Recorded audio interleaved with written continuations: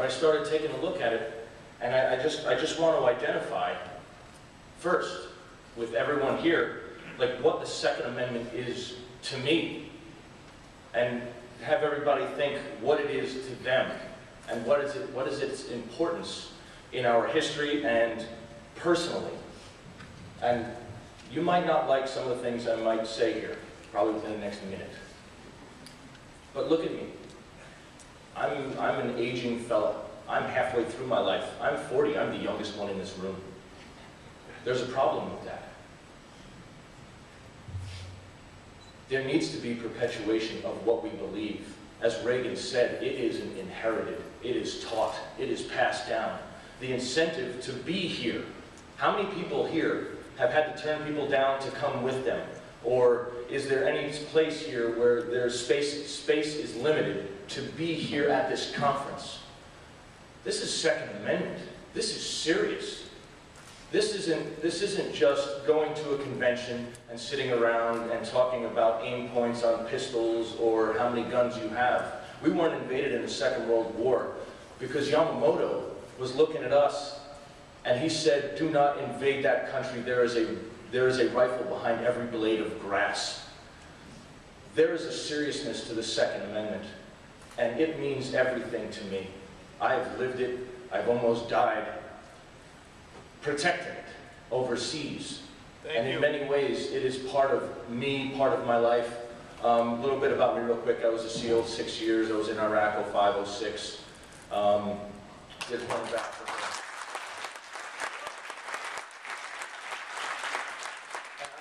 I've started to get involved in, not the political process, I'm not a big political guy, but in seeing where our Constitution has been going by the wayside. And I'm not going to talk about what they're doing today. I think everybody here knows it. It's more of the results of what is happening to our Bill of Rights. And understanding the Second Amendment. All of the other ones yesterday, I know Stephanie yesterday spoke about the way the First Amendment was being taken, the Ninth was being taken, the 10th, and how most of them are already gone. But the result of it is, you know, I was supposed to be up here talking about Homeland Security and how they're going to be taking it. But I want to go back to the Second Amendment for a second. With the Second Amendment, when people are out there shooting on the range or when you're talking about it, you need to be the red meat in the conversation. That is serious because, damn it, at some point, that amendment right there, which is given to you by God, needs to be known to you, everyone around you, that they don't legislate that from you. You, your life, your right to defend yourself. If someone just walks up to you and goes to punch you in the face, what do? You raise your hand. If somebody, a government, anybody comes on your property or comes into your space and tries to shoot you, it's as simple as that. What do? You kill them first. Whether it's a government coming for your rights, coming for your goods, coming for your weapons, coming for your property, or anything that makes you an American citizen through the Constitution. Those things do not get touched. And you have to understand, this isn't about hunting. This isn't about just gallantry out in the public, having a weapon and being able to talk about all the cute little parts on it. This is about pulling a weapon on somebody, another person within your country, and having to pull that trigger. It is something serious that everybody has to understand.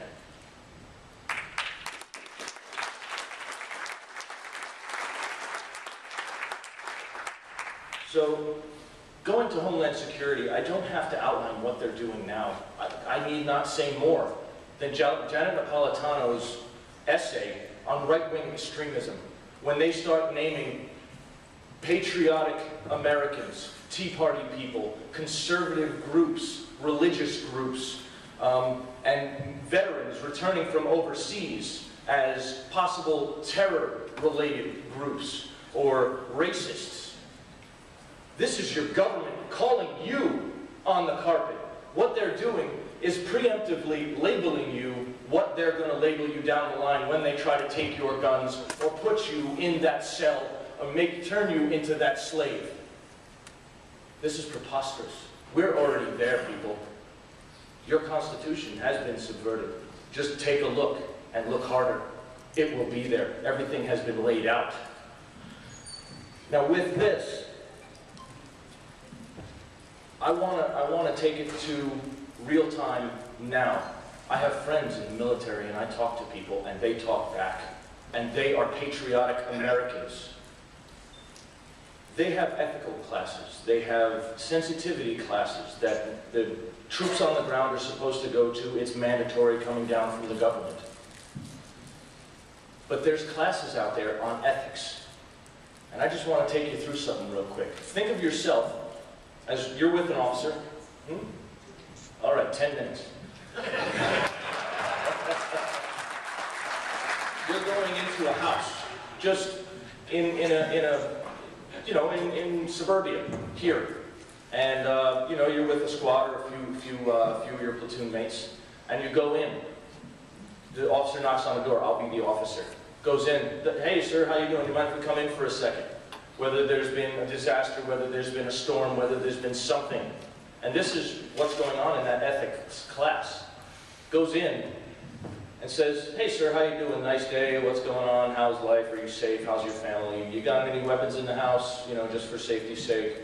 And we're gonna have to confiscate those. We're gonna have to take your weapons just for safety in the area. And and then you've got, within the scenario, you've got either grandpa or dad standing there with either the shotgun, or just they're standing there with like a daughter in a room with guns on a bed or guns in a cabinet. And the officer, I turn to you and I say, grab those guns. What do you do?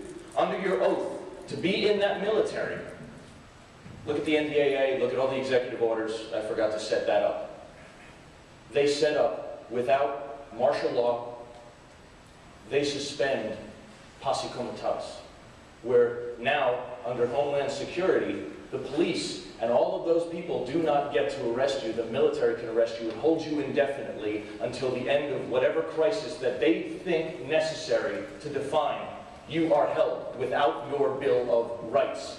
And that all can be prevented with the Second Amendment. But looking at you says, take those weapons. Now let's look at your oath. This is the order of the President. The President's telling you, and I'm an officer duly appointed above you, I'm telling you to take those weapons from that man. Is that right? And then at the end, there's, I will protect and defend the Constitution of the United States against enemies both foreign and domestic. That trumps all. That trumps the first president, that trumps the law, that trumps the officer appointed ahead of him. Now, going here, and in this example, you're finding the young children, not the young children, oh my God, I'm old. The younger grunts that are there, 18 to early 20s, mid-20s, that haven't deployed, that haven't been over there and seen these things happen. What they say is, yes sir. And if you put a little pressure on them, if they're slow on it at first, they'll eventually say, yes sir, I will take it because that is what you say and that's what the President said. They have not been educated in what the Constitution is, how we got here as a country, and what it is to right now, and the people who are dead set against it are just chipping away. They know bombs and bullets will not take that from us. They know they have to do it by other means, by governance, by all these other groups that start taking it from us. But with this, it comes down to, like, you have older people that are like, oh no, I will abdicate it. Now, with the rules, an Article 92 will prevent a lot of people from not following what their officer says. In Article 92, in a theater of war, you can be shot on sight if you do not obey the direct order of an officer appointed above you. That is absolutely crazy. And, without the person saying, I'm not fit to lead here. That's what we have to do. We have to know to do that in our hearts. And with everything that goes with this, the answer is we shouldn't be in this person's house.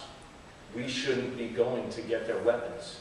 We shouldn't have even stepped off the base or being on American soil doing operations.